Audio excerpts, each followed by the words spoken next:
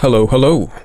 Thank you for joining me today on this video. This video is, if you've been watching my channel, it's a follow-up to the TalkTalk complaint that I put in mid-February of this year.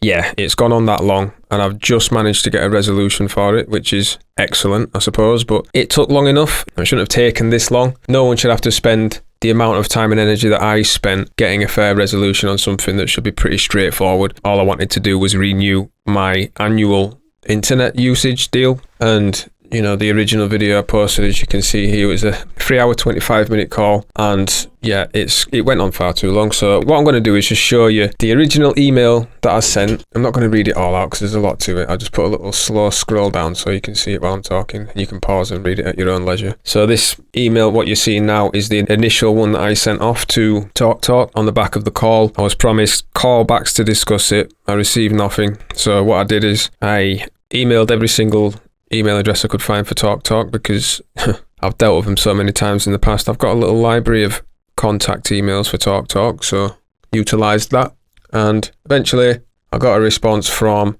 an individual. Let's call her a C for R for the sake of this video. So as you can see here, I'll just stop the auto scroll. Okay, so I just want to mention as well, right, instead of me going through my emails and showing you them there, it's going to take a while. So what I've done is I've just copied and pasted the emails in chronological order. And what you're seeing here in front of you, this Word document, this is the complaint that I sent off to the regulators, which I'm going to touch on later on in this video. It made sense for me just to use the chronological order of the emails that I'd already sent off to the regulators to use for this video, rather than flicking from my email address, and I've cut out my personal details. So let's start from here then, yeah? So this is the first response I got from Asifa. So let's just talk about Asifa. So she describes herself as a CEO case manager, but in other correspondence it's a CEO complaints manager. So that's quite a prestigious job title. You think with a job title like that should be well equipped at dealing with complaints and getting fair resolutions to people who've had to complain, such as myself. Turns out that isn't the case, but we'll start from the beginning. So this is the email. I'll let you have a little read through it. Pretty generic, standard introduction email.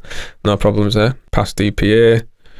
That's fine. So in this email, I'm basically explaining the situation, linking her back to my video so she can watch the video and learn for herself what the problem is, rather than me trying to verbalize it on an email to her. She's got no idea what's going on. I says, watch the video that I've uploaded to YouTube, so not only can other people see it, so they can make an informed choice as to whether or not they actually want to be with TalkTalk, a company that offers horrendous customer service, that she can also see it as well and try and digest what's going on.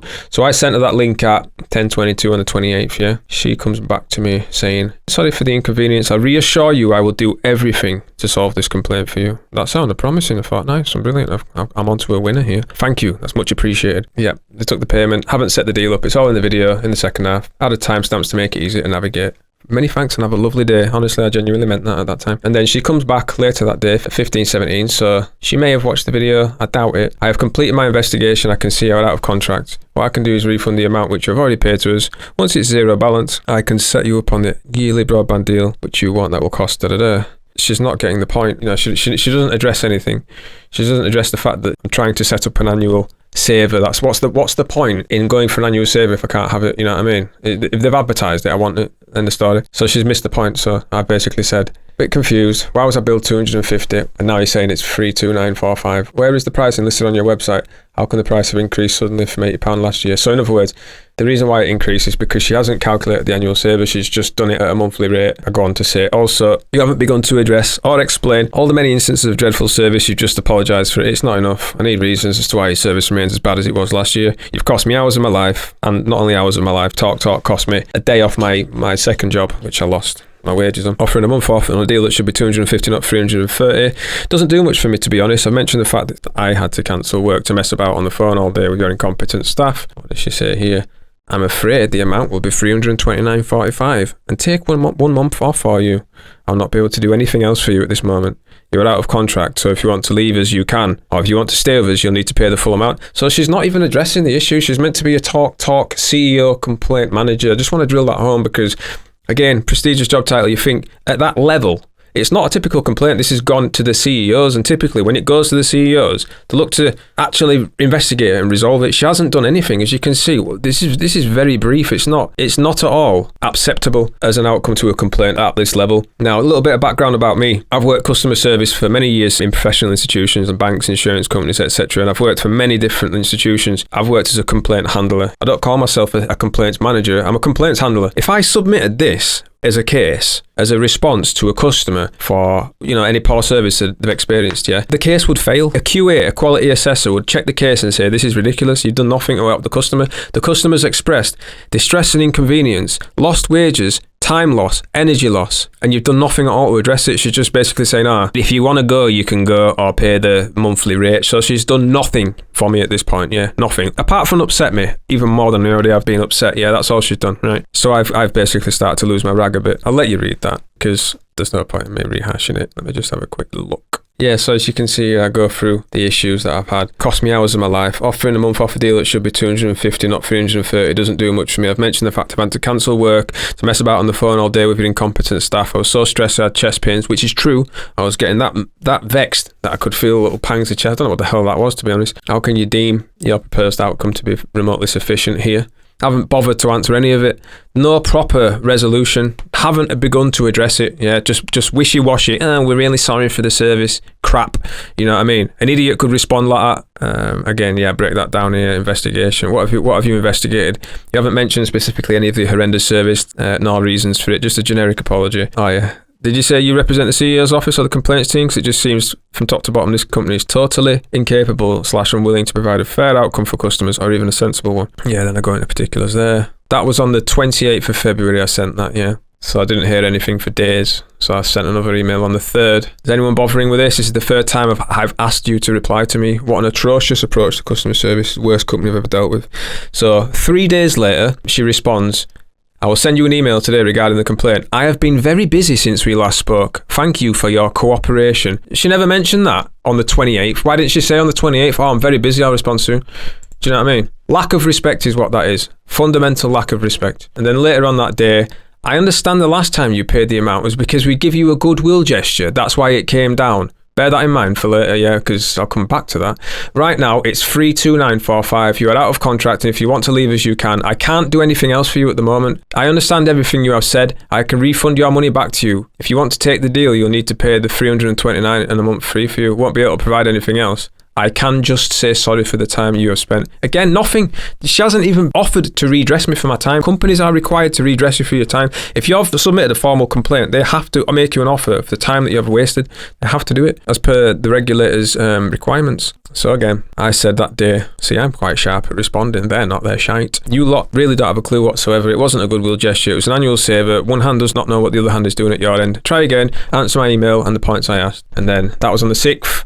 On the 14th, so 8 days later, email bomb everyone in the company again. Hi, asked you multiple times for an update. If you're unwilling to investigate this, can you provide me FOS rights? See, I thought they were FOS regulated. They're not the CFAS regulated. I'll come back to that later. I'm afraid I will have to do a deadlock. So this is 1 day later. Not so bad now. I'm afraid I'll have to do a deadlock. Not much I can do, I'm afraid. Like I said, I will refund your money back to you. If you still want the deal, you'll need to pay 32945, or you can leave us, as you don't have a package with us. So I put, if this is your final response, please send final resolution letter with ombudsman rights. Then she put that next day, yes, I will be completing the deadlock. And then in a little background, so whilst I was dealing with this complaint, right, I give up on TalkTalk because I needed the deal sorting out. So I thought, this is getting ridiculous. I actually signed with another company called OneStream. I've never used OneStream before. So I suppose I'll do a little plug because they seemed quite good, to be fair. When I rang, the call centre was based in the UK, which is always a green flag. They were very friendly and efficient. I signed up for them. The pricing seemed competitive. It seemed decent. So I thought I'll give them a chance. But as I signed up for that deal, TalkTalk sent me a letter saying, we're sorry you're leaving. In fact, I'll see if I can pull it up. What I'll do is I'll see if I can find this document and put it into this video. Basically, it's a letter from TalkTalk saying, we're sorry to see you go. Here's an offer you can't refuse, right? So what they did is they put this telephone number on the letter, right? What I might even do is upload the call separately as well that I had with that particular agent, because it was the best service I'd got from TalkTalk, probably ever, to be honest. And here's the thing, right? If you're a regular customer who just wants to update your annual contract, right, or monthly contract or whatever, they force you to use regular customer services, and they route you through to a call center based in South Africa, which is absolutely horrendous. If you've watched the first video I uploaded, the 3-hour 25-minute video, I don't expect you to watch it all because it's painstaking, to be fair, but you get an idea of the customer service if you do. Based in South Africa, they don't have a clue what they're doing, to be honest. I don't know what sort of training they have. But with the team that I spoke with, when you literally got one foot out of the door, you've signed up with another company and you're about to leave TalkTalk, what they do is they drop you a letter and an email saying, get in touch with us, we've got this great deal for you, yeah? And I was about to say, forget TalkTalk, I'm leaving them, do you know what I mean? But I thought, you know what? I'll ring the number and I'll document the service and I'll just record it like I did last time just to see how crap it is, yeah? And honestly, it was the best service I've had from TalkTalk. I spoke to a gentleman called, I think his name was Alaska. It was something unique. Gentleman. Really good guy. Signed me up with a deal that I wanted more or less instantly. Like, I paid about 250 something, so it wasn't far off what I wanted originally. If I'd have just rang that guy initially, it'd have saved me all this nonsense, do you know what I mean? Or should I say, if TalkTalk offered that level of service initially, it would have saved all this nonsense. So yeah, it's just weird. I mean, you literally have to be leaving the company to get good customer service. They don't have any respect for you if you're still within their clutches, if that makes sense. So yeah, in the background, I'd signed up for this second deal with TalkTalk, right? So this is why she said this here. I have just checked. You have got a new deal with ourself, crap grammar, CEO manager, and now are in contract. So there is no need for a deadlock now. What would you like me to do as you have got a new deal and contract, which was better than last year's? So all jokes aside, not only was her grammar shocking, I don't know where they dragged this Asifa from, yeah, which gutter they dragged her from, right? But she's just unprofessional. Like, she hasn't taken into account all the stuff I've said, and that's what's frustrating. She just glossed over it, pretending there's no problem, pretending that I got a better deal. I didn't get a better deal. I got a similar deal, and they weren't better at all. So she needs to pull her head out of her backside, to be honest. There absolutely is a need for a final response letter. You've completely ignored every point of my complaint. I need the FRL ASAP. So only at that point when I forced her, she sent the FRL, and this is what she's put, yeah. It's a long one. I probably won't read it out, but what I'll do is I'll just have a quick ponder to see if there's anything worth mentioning. So a lot of it's copy and paste paragraphs. Guarantee that's copy and paste. Guarantee that's copy and paste. You can tell because the grammar's completely different. It's actually good grammar this time rather than the shite that she put before. So this is where she started tailoring it. Yeah, this is where she gets a bit passive aggressive now. So investigating your complaint. I can see that you raised a similar complaint on the 12th of December 2021, which we will come back to. As part of this complaint, you were clearly told that our prepaid saver cost $329.45 on the 28th of December 2021. This is because the Fibre 35 package costs $29.95 per month, and the prepaid saver deal means you get 1 month for free. However, you rejected our prices as you advised you had seen a cheaper deal online. So this is what she said. So this is a complete lie, this, and I'll prove this later on in the video. Yeah, she's basically saying it was originally $329.45. Nonsense. I'll prove it. Although you did not provide evidence of the deal you stated you found online, and despite the prepaid saver having cost $329.45, as we clearly advised you, in the interest of coming to an amicable resolution, we did offer the prepaid saver $246 as a goodwill gesture in order to resolve your complaint. That's nonsense. They didn't offer me $246 as a goodwill gesture. It was advertised at $246. Again, I'll show you later. As your 12-month contract was coming to an end, you contacted TalkTalk again on the 18th of February 2023.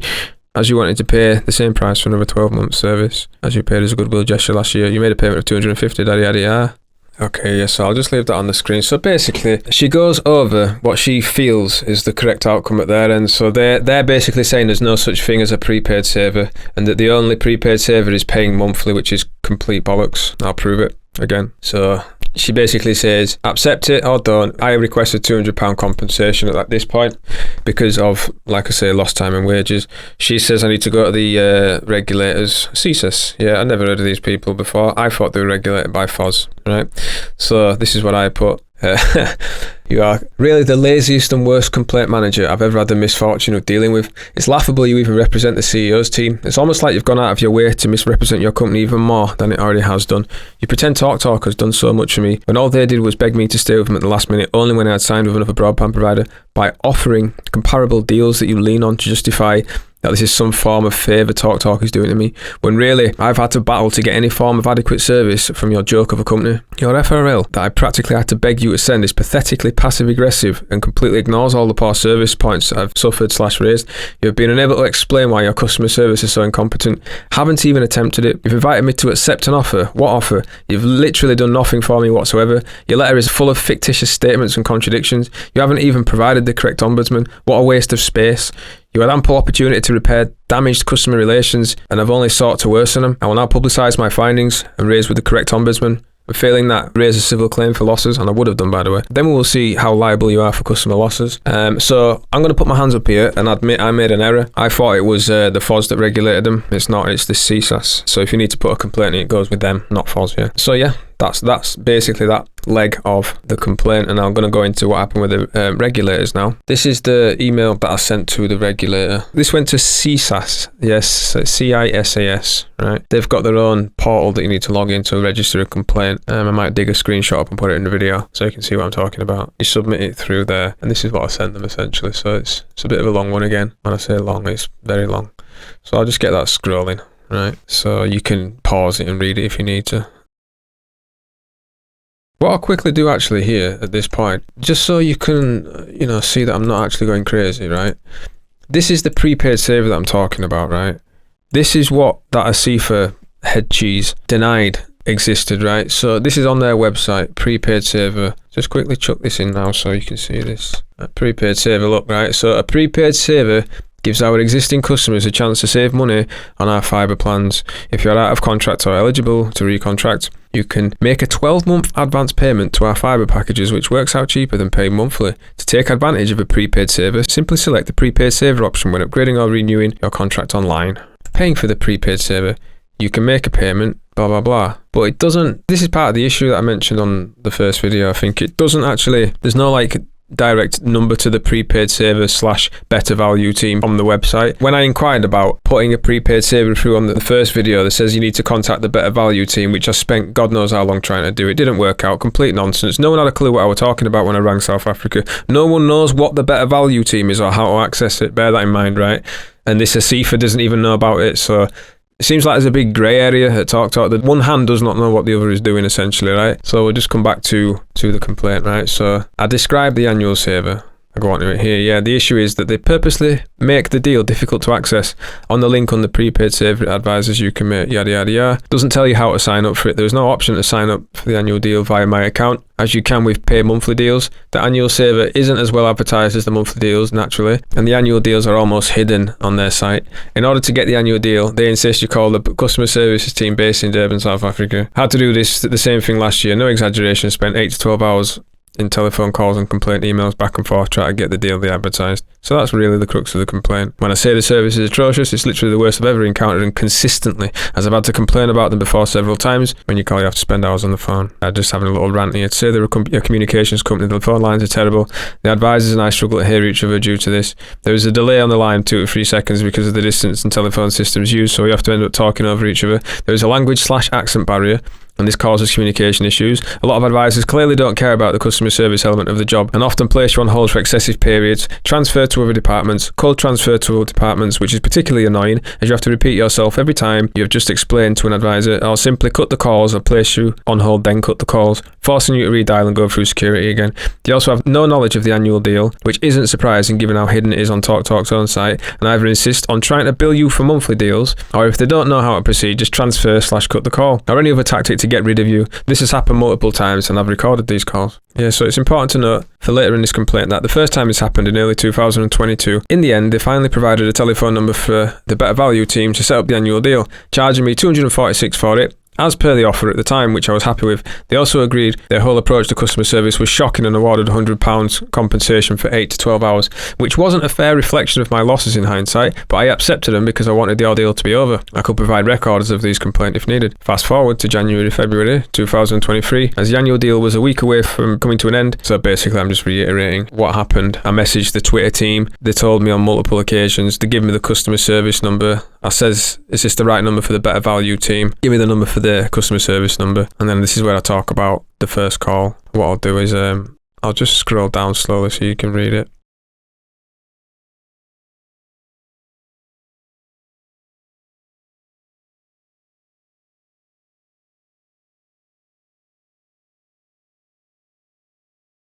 Okay, so I'll just pause it here, right? Because important to note that I asked questions that I wanted answering, right? Why, when I stated to every agent I spoke to that the payment was to be used for a new annual pre-saver deal, was I transferred to collections? Which is a fair question. Why did the agent agree to take a payment if it was the collections team? How could she place me on hold multiple times to seek and implement advice from multiple colleagues, including managers, concluding that she could take the payment if she couldn't, being the collection teams and all? Despite all this, why did she, nor anyone I spoke to with on that day, ever state that they were from collections until after I made the payment? Why didn't anyone ask if I was in collections or check to see if my account was in collections before assuming I was? None of this makes sense. I don't understand how the service is so consistently bad. Now, I thought they were fair questions. This goes on about they cut the call, rang me back, agreed to ring me back the following Monday, which they didn't. They called me the next day at the wrong time. They didn't bother calling back after that. At this stage, I put in a complaint with Asifa. This is where I talk about the Asifa complaint. I'll just do a little scroll again.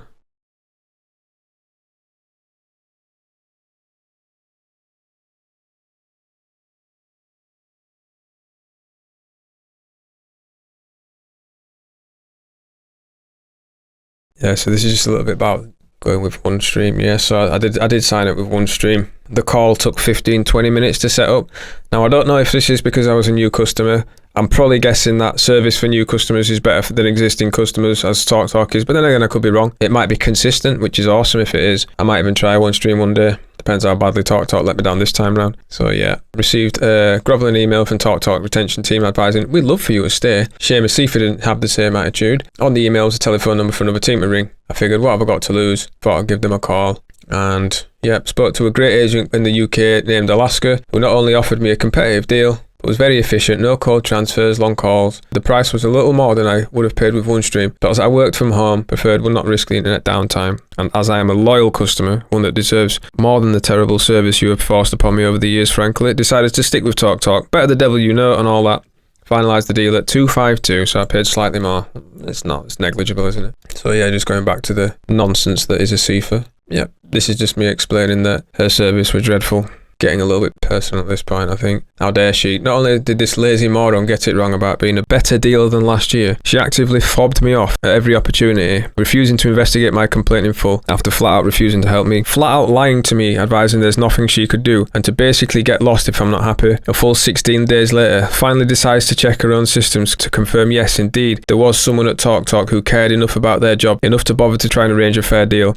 Having only checked the systems to attempt to worm her way out of the hassle of typing up a deadlock email, only when it was convenient for her did she actually check and conclude a better deal could have been done. So yeah, she's lied at every opportunity. She said I got a better deal than last time. I didn't. And like I said, she was just nonsense, man. At every stage where she could have helped me, she just looked to do the opposite, like she was trying to annoy me almost. I don't understand what the logic is of this CEO complaints manager. So this is, yeah, basically the response that she put. Gloss over it because I think you've seen it already. If you want to go back and read it, fill your boots. Then this is just me trying to make sense of a shocking, shambolic letter. Now, this next bit is important, right? Thankfully, due to my meticulous nature and previous poor experiences with these people, I did screen record your website at the time in 2021, which I can send if need be, and actually have a screenshot proving I'm not just making it up, and shamefully proving your CEO office staff are not only grossly negligent and will simply lie to attempt to strengthen their reply/version of events. Pay attention to the below screenshots link, date and proposed annual amount specified here. This directly contradicts the errant statement that the 246 annual saver was only offered as part of an amicable resolution. It was actually listed on your website as an achievable deal prior to my first complaint. So unfortunately, Asifa is once again talking nonsense. See this here, this is a screenshot at the time. There we go, you can see 28th of the 12th, 2021, £246, £5.35.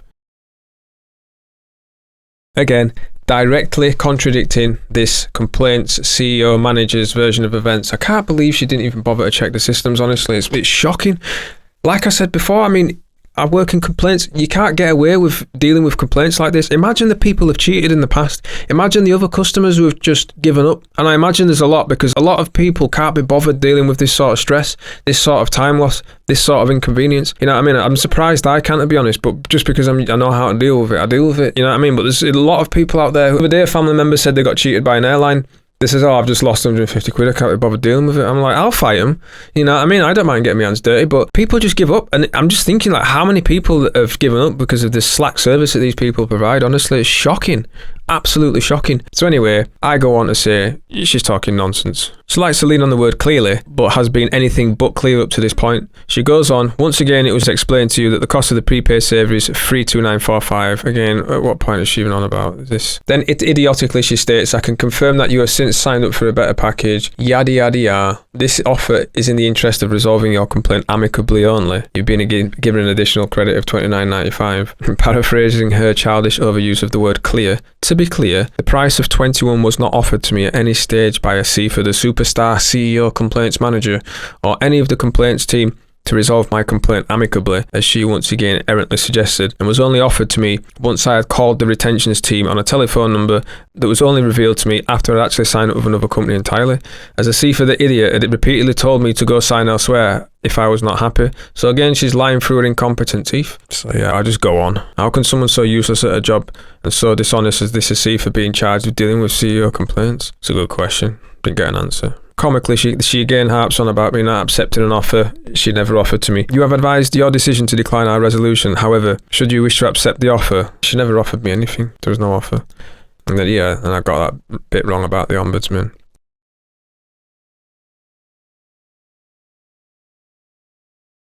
Yeah, that's pretty much it, people. I am resubmitting this complaint and its new complaint points to the official complaints team in the hopes I circumvent idiots like Asifa butchering it, in the hopes I get someone with a brain in their skull and a sense of putting customers back into the position they would have been if they hadn't encountered our poor service. In other words, just someone who is fair and willing to put things right. So that's that. So there's just a link to the video. Okay, on we continue. So this is the official CSAS reply. Now I've copied it again into a Word document just for ease of use, really. So his name is Simon Lee. He is TalkTalk's alternative dispute resolution team, so that's where he works. So he offers his apologies. Do a little scroll again. So here's what gets me about this response, right? So he's gone through, oh yeah, I want 250 compensation at this point because he's taking the piss, right? Formal apology, and so I says to him, I want them to specifically explain all of their failings without using generic apologies that do not address anything, and to explain what measures they have put in place to avoid this going forward, as it's the second consecutive year that I have had to complain about the same issues surrounding the annual saver. That to me is a fair request, right? So he puts here, happy to meet the expectations and pay you £250 to reflect the inconvenience you have faced. Our formal apology will be sent to you via the Customer Resolution Centre. In respect of point 3, I am grateful you have taken the time to explain in detail the experience you have faced. I understand the frustration that it is a repetition of issues you have previously faced when seeking to renew your prepaid saver. You have confirmed you now have the package you want. As such, I do not intend to respond to each point individually, as it is not proportionate to do so, given we are upholding your complaint and the issues complained of have resolved themselves. So all the questions I asked swept under the rug. So that to me sums up TalkTalk, yeah. They'll lie through the teeth to get away with not putting things right, and then when you call them out, you put them in a position where you get them to explain themselves, so they just say, nah, can't be bothered. Which is pathetic, really. This is what it goes on to say. I can confirm, however, that we have a suitable internal mechanism by which individual feedback can be provided about your experience and the agents you have referred to, both positively and negatively, and this step will be taken.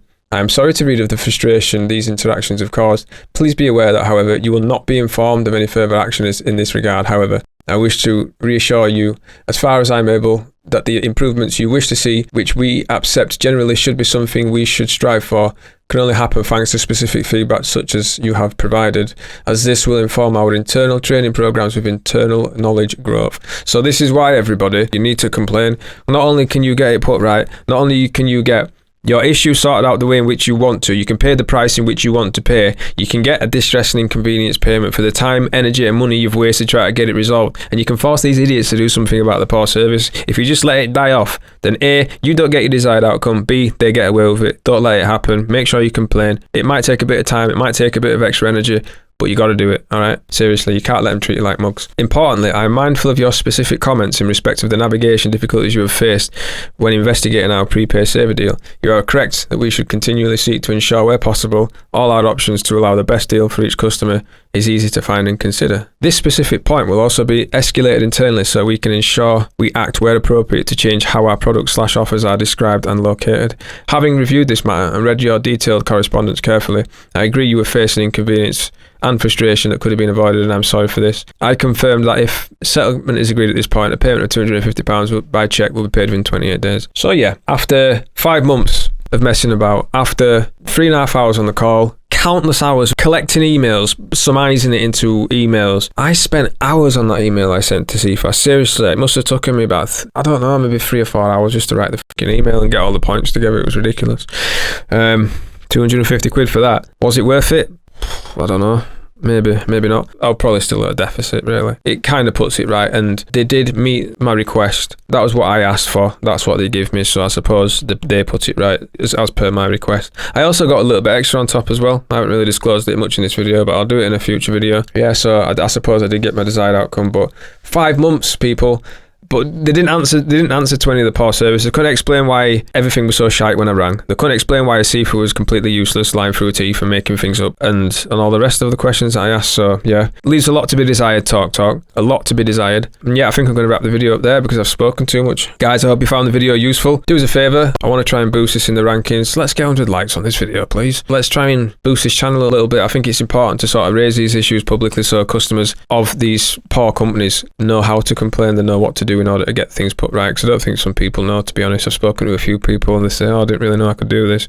Yeah, you can. It's really easy. Well, it's not easy at times. It's easy to send an email, but it's not easy when you're ringing up these departments and sifting through stuff to in order to construct an argument. That's the hard part. Putting it all into a linear argument is the hard part, because that takes time. It's easy to send quite a brief email saying, you've upset me, I want you to investigate a complaint. When they turn around and say what's happened, you've got to sort of go through everything in chronological order, go through your emails, go through all your correspondence, go through everyone you spoke to, times, dates, everything. You've got to document it all. You've got to build a watertight, strong case and submit it to him. Because if you've got nothing, then you get nothing, you know what I mean? If you come with a strong argument, like this guy at the Alternative Disputes Resolution team, my complaint was so strong that they didn't even bother to try to defend it. They just upheld it straight away, you know what I mean? Usually, if you've got a weak complaint, they'll try and defend it so they don't have to pay you out. They had nothing because I give them so much factually accurate information and evidence that they didn't have a leg to stand on, so they just thought, let's just get this guy out of our lives. We'll just pay him off and shut him up and get him out of here, do you know what I mean? And that's exactly what they did. So that's why you got to take notes. When you've got an issue with a company, you've got to write down who you spoke to on which date, what was discussed. Record every call if you can. Record your calls, put a folder for your emails so you can navigate them quickly, and do not let them get away with it. Guys, 100 likes. Let's get this video boosted, yeah? If I can get it to 100 likes, I'll tell you what I'll do, yeah? Here's a favour for you. If you can get this to 100 likes, I'll give you some extra bits of information on how you could easily save £100 a year on your TalkTalk bill, all right? So you help me, I'll help you. Guys, please like, share, subscribe. And if you like my work, you leave a comment. Let me know what you think, guys, yeah? Take it easy. All the best, yeah?